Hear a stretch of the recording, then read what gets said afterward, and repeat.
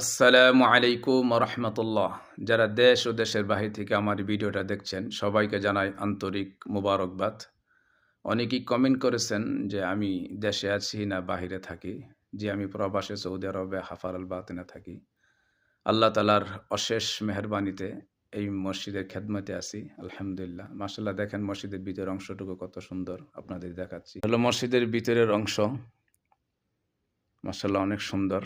অবশ্যই সবাই এই ভিডিওটা কমেন্ট করবেন, একটা লাইক দিবেন, শেয়ার করে দিবেন এবং আমাদের প্রবাসী ভাইদের জন্য দোয়া করবেন। আল্লাহ তাআলা যেন মানসিক এবং শারীরিক সুস্থতা দান করে এবং যাদের কাজ নেই তাদের কাজের ব্যবস্থা করে দেয় এবং যারা প্রবাসী আছে তাদের ফ্যামিলিদেরকে আল্লাহ তাআলা যেন সমস্ত প্রকার বালা মুসিবত থেকে হেফাজত রাখে এবং দ্রব্যমূল্য যেন আমাদের সবার নিয়ন্ত্রণের ভিতরে রাখে। আল্লাহ তাআলার কাছে দোয়া করি।